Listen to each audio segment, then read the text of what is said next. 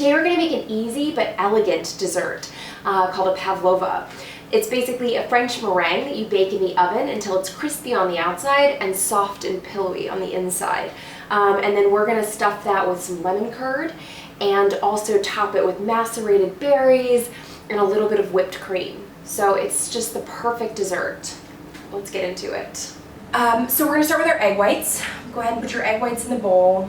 So then we're going to add a little bit of distilled white vinegar, okay? So what that does is it does stabilize the meringue a little bit, but it also kind of keeps that really, really beautiful white color that you want in the end result. And then I like to start it on kind of medium-low, just to kind of break up those bits of egg whites that are, stuck together. If your egg whites are room temperature, they're going to beat up a little bit faster. So we've got like little bubbles going on in our mixer here. And I am in the camp of adding my sugar early, okay? There are different theories here, but I find that when I add my sugar too late, you do have to be more careful about it deflating your meringue. And also there's a high likelihood that like the sugar isn't going to like dissolve into the egg whites. So I like to wait until I see a bit of frothing on top before I start adding my sugar. This is a lot of sugar. So, you don't want to like dump it all in there at once.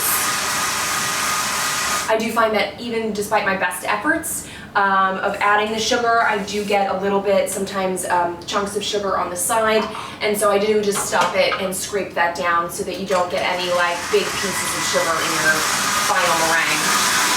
And then I'm going to turn it all the way up. I'm going to let it go. So while my egg whites are whipping, I'm going to prepare my pan, which all I'm going to do today, since I'm going to make one big one, is I'm just going to stick my parchment down with non-stick cooking spray. Every now and again you do want to stop your mixer and see where it's at. Okay, so we're going to check it again. And you can see it's getting a little bit closer, right? I do want a bit more of a stiff peak. This is still a bit soft. Alright. So you can also start to see, lines being created and held inside the bowl as the whisk is going, which is a nice indication that it is pretty much done. If you do overwhip your whites and your sugar, then you should start again. Okay, so you can see we've got a nice stiff meringue here. Ta-da! So now that our meringue is ready and stiff, we're going to add in your flavoring. I'm going to do vanilla for this. I add it all in at one time and I just give it a nice whisk. Again, you don't want to over whip. So now we're going to fold in our cornstarch. The cornstarch is almost like a stabilizer in this, so it's going to help maintain some of that stiffness. So now our meringue is ready.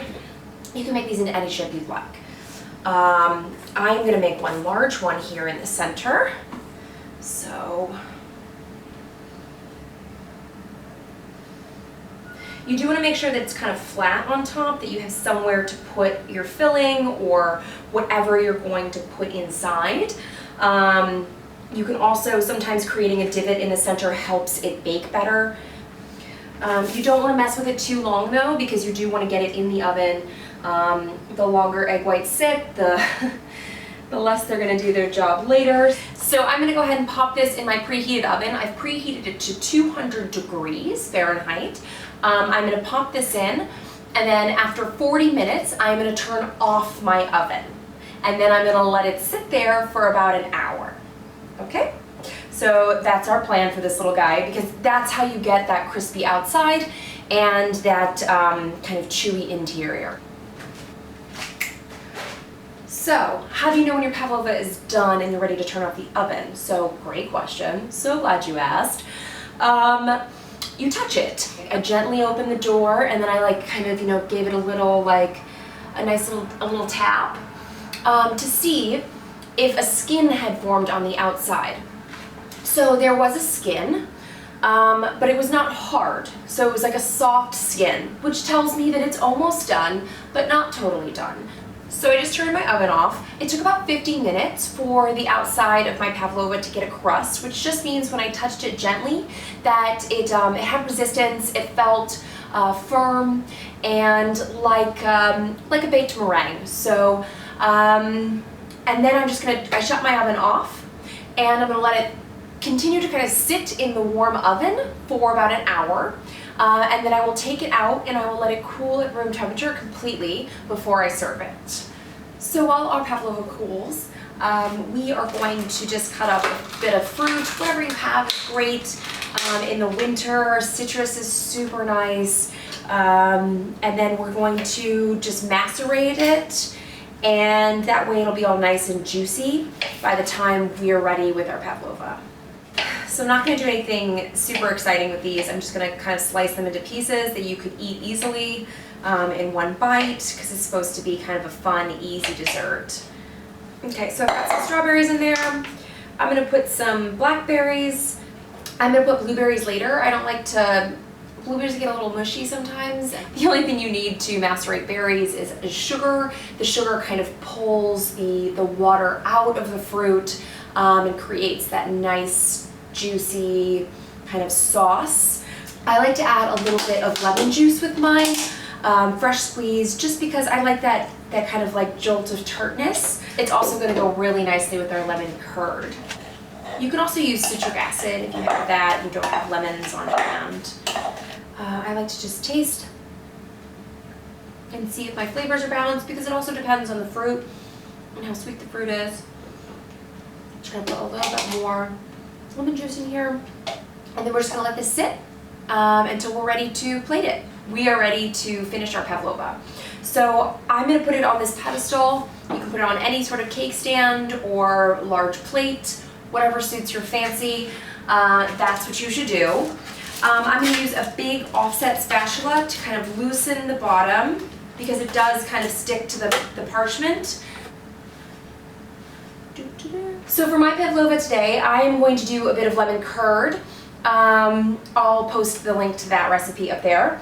And a bit of whipped cream. I've just flavored it lightly with just a tiny bit of powdered sugar and vanilla extract, just because the berries are sweet, the pavlova is sweet, so I like to balance all of those flavors. And then I've got my macerated berries from earlier. You can see they got all like juicy, and I want my lemon curd to be inside my pavlova as like a little surprise. So I've placed it in a piping bag, and I'm just going to cut the tip off of that. And then I will use my piping bag to kind of like, you know, shove it in there. This can be a little messy, so be aware that that is a thing that's happening. Next, I'm going to dollop my whipped cream on top. I think this adds a really nice textural contrast as well. You don't really need both the whipped cream and the lemon curd, but I really like the two together. And last but not least, we've got our berries, which will go on top. Now when I'm first stacking them, I like to try and not get as much juice as possible, so I like kind of strain the juice out a little bit, just so I don't have like an enormous amount of juice in one spot, and that way I can go back later and add juice where I want it. You know, this is a rustic fun dessert, right? So this isn't supposed to be super highfalutin. So that's your pavlova. So it's time to cut and serve. I'm gonna serve this rustically. You could try and like cut slices and stuff if you want, whatever you want to do. I feel like this is kind of fun, and so I want like just a nice mound of pavlova and berries and cream all up on my each plate here.